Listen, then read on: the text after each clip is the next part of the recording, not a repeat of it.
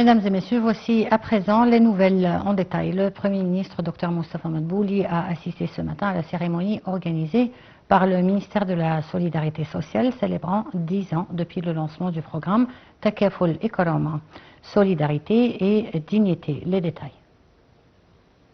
Le ministre Moustapha Madbouli a assisté dimanche à la cérémonie célébrant 10 ans depuis le lancement du programme Takaful et Karama, Solidarité et Dignité. Lors de son intervention, le Premier ministre s'est félicité que ce programme de protection sociale s'est étendu considérablement au cours de 10 ans, ses allocations ayant atteint 41 milliards de livres égyptiens au cours de l'exercice financier 2024-2025. Madbouli a noté que depuis sa création, ce programme met en application un programme scientifique visant à moderniser les mécanismes de ciblage, devenant ainsi un des plus importants programmes de protection sociale au Moyen-Orient.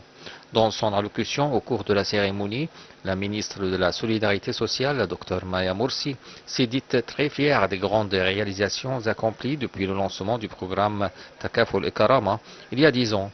Elle s'est félicitée que ce programme a connu un grand élan et que le nombre des bénéficiaires d'allocations s'est élevé à 4 700 000 de familles.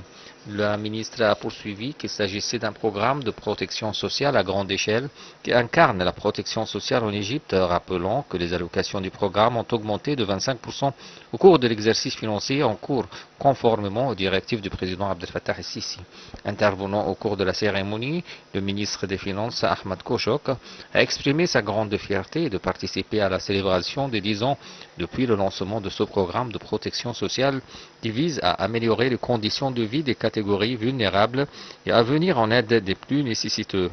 Le ministre a noté que l'objectif principal de ce programme est de réaliser un développement durable et exhaustif pour toutes les familles bénéficiaires du programme. Dans son mot de circonstance, la ministre de Planification et Développement économique de la coopération internationale, Dr Rania Machat, a affirmé que l'attachement de l'Égypte à adopter un programme de protection sociale en parallèle avec le programme de réforme économique. Elle a salué la Banque mondiale en tant que partenaire important dans le programme Takaful et Karama, exprimant sa grande appréciation pour tous ceux qui ont contribué efficacement à la réussite de ce programme. À la fin de la cérémonie, le Premier ministre a remis des récompenses à des figures de proue qui ont contribué efficacement à la réussite du programme Takaful et Karama.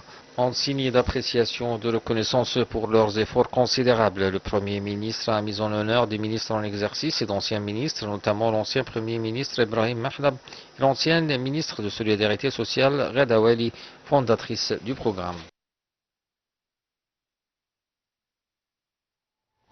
Le Premier ministre Moustapha Madbouli a tenu une réunion pour suivre les développements de la situation exécutive de la première phase de l'initiative présidentielle pour développer les villages de l'Égypte, Haya Karima, une vie décente. Dr Madbouli a affirmé l'intérêt du gouvernement à suivre de près la situation exécutive de l'initiative, travailler à relancer les taux de mettre en œuvre dans les divers projets de l'initiative et gérer pour livrer les projets achevés par la plus haute qualité et conformément aux normes internationales.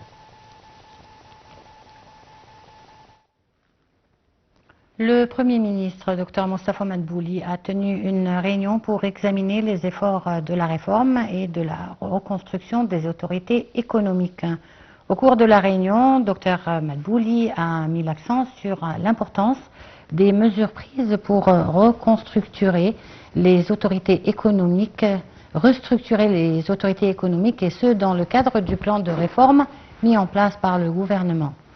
Le Premier ministre a d'autre part souligné la nécessité de suivre les efforts de restructuration de ces autorités afin d'accomplir les objectifs fixés.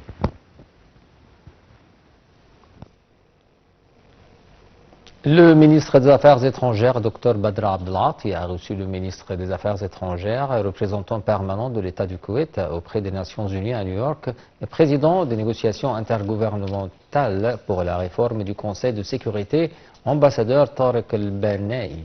Dr Abdelati a salué le rôle du Koweït dans la présidence des négociations intergouvernementales visant à réformer le Conseil de sécurité.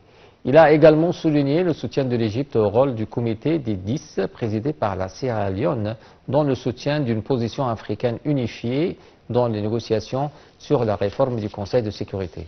Dr Abdelati a souligné la position de l'Égypte sur la nécessité de réformer le Conseil de sécurité des Nations Unies. Il a ajouté que la position de négociation de l'Égypte est fondée sur la position africaine et les piliers de la position arabe sur cette position.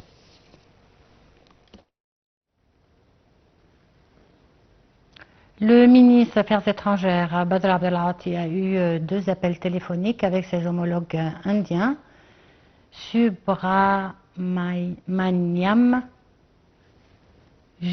Jaishankar et pakistanais Ishaq Dar. Au cours des appels téléphoniques, M. Abdelghati s'est félicité du cessez-le-feu annoncé entre l'Inde et le Pakistan, soulignant le plein soutien de l'Égypte à ce pas important et au dialogue afin de faire baisser la tension, restaurer l'accalmie et préserver la sécurité et la stabilité dans le sud-est asiatique. M. Abdelghati a d'autre part souligné la nécessité de respecter cette trêve afin de reconstruire la confiance entre les 2 pays. De leur côté, les chefs de la diplomatie indienne et pakistanaise ont exprimé leur appréciation de la position égyptienne visant l'accalmie et la stabilité. L'Inde et le Pakistan ont accepté de